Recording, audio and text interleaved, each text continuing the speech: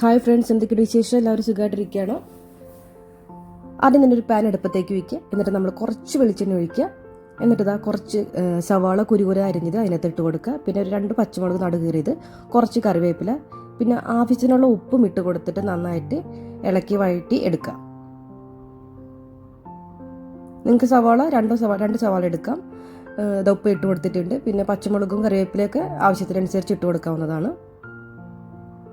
ഇതെല്ലാം ഒന്ന് വഴറ്റി വേവിച്ചെടുക്കണം. അതൊന്ന് കുറച്ച് നേരം അടച്ചു വെച്ച് വേവിച്ചാൽ പെട്ടെന്ന് വഴണ്ട് കിട്ടും.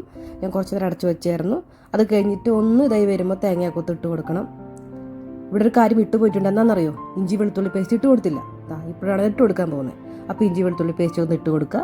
എന്നിട്ട് ഇതെല്ലാം കൂടി ഇട്ട് ഒന്ന് ഇളക്കി യോജിപ്പിച്ചെടുക്കുക. ഇതൊക്കെ ഇട്ട് ഇങ്ങനെ ഇളക്കി യോജിക്കുക. എന്താ ഒരു മണം വരാമെന്നറിയോ? ഇഞ്ചി പേസ്റ്റ് ഇട്ട് കൊടുക്കുമ്പോൾ ഒരു പ്രത്യേക ഫ്ലേവർ നമുക്കിങ്ങനെ പുറത്തോട്ട് വരും. ഞാൻ ഇതിലൊരു കാര്യം പറഞ്ഞില്ല, എന്ത് കറി ഉണ്ടാക്കണമെന്ന് പറഞ്ഞില്ലല്ലോ. ഇതിലോട്ട് കുറച്ച് മഞ്ഞൾപ്പൊടി, കുറച്ച് മല്ലിപ്പൊടി, കുറച്ച് മുളക് പൊടി, ഇതൊക്കെ നിങ്ങളുടെ ആവശ്യത്തിനായിട്ടുണ്ട്. എത്ര എരിവ് വേണം, എത്ര ഗ്രേവി വേണം, അതനുസരിച്ച് നിങ്ങൾക്ക് ഇട്ട് കൊടുക്കാം. കുറച്ച് കുരുമുളക് പൊടി, പിന്നെ ഗരം മസാല. ഇപ്പോൾ ഗരം മസാല കൂടെ ഇട്ട് കൊടുത്തിട്ടുണ്ട്. നിങ്ങൾക്ക് ആവശ്യത്തിനനുസരിച്ച്, നിങ്ങളുടെ എരിവിനനുസരിച്ച് നിങ്ങൾക്ക് മുളക് പൊടിയുടെ അളവ് കൂട്ടുകയും കുറയ്ക്കുകയൊക്കെ ചെയ്യാം. ഈ പൊടികളെല്ലാം ഇട്ട് കൊടുത്തിട്ട് നന്നായിട്ട് ഇളക്കി യോജിപ്പിച്ചെടുക്കുക. ഒന്ന് എന്താ പറയുക, ഒന്ന് മൊരിച്ചെടുക്കുക. അതിൻ്റെ ആ പച്ചമണം മാറുന്നവരെ ഒന്ന് മൊരിച്ചെടുക്കുക. അതിനുശേഷം നമ്മളിതാ കുരുകുരെ നുറുക്കിയിട്ടുള്ള തക്കാളി ഇട്ട് കൊടുക്കുക. തക്കാളി ഇട്ട് കൊടുത്തിട്ട് നന്നായിട്ട് ഈ മസാല ഇളക്കി യോജിപ്പിച്ചെടുക്കണം. ഒന്ന് അടച്ചു വെച്ച് കഴിഞ്ഞാൽ പെട്ടെന്ന് അത് യോജിപ്പിച്ച് കിട്ടും. ഇതിനകത്തിട്ട് നമ്മൾ ഇട്ട് കൊടുക്കാൻ പോകുന്നത് എന്താണെന്നറിയോ? ലിവർ. ഇന്നുണ്ടാക്കാൻ നമ്മൾ ലിവർ റോസ്റ്റാണ്. അതാ കുറച്ച് ഉപ്പിൻ്റെ കുറവുണ്ടായത്, ഉപ്പിട്ട് കൊടുത്തിട്ടുണ്ട്. നമ്മൾ ഇതിനകത്തോട്ട് നേരത്തെ ഉപ്പും മഞ്ഞപ്പൊടിയൊക്കെ ഇട്ട് വേവിച്ച് വെച്ചിട്ടുള്ള ലിവർ ഉണ്ട്. ആ ലിവർ ഇതിനകത്തേക്ക് ഇട്ട് കൊടുക്കാവുന്നതാണ്.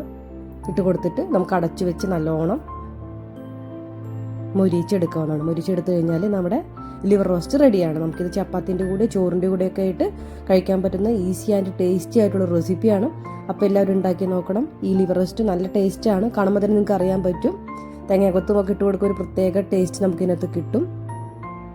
അപ്പോൾ എല്ലാവരും ഇതൊന്ന് ട്രൈ ചെയ്ത് നോക്കണം. നല്ല ടേസ്റ്റി ആയിട്ടുള്ള ഒരു ലിവർ റോസ്റ്റാണ്. അപ്പോൾ എൻ്റെ ചാനൽ ആദ്യമായിട്ടൊക്കെയാണ് കാണുന്നവരുണ്ടെങ്കിൽ ഒന്ന് സബ്സ്ക്രൈബ് ചെയ്യണം, ലൈക്ക് ചെയ്യണം, സപ്പോർട്ട് ചെയ്യണം. Thank you. ബൈ.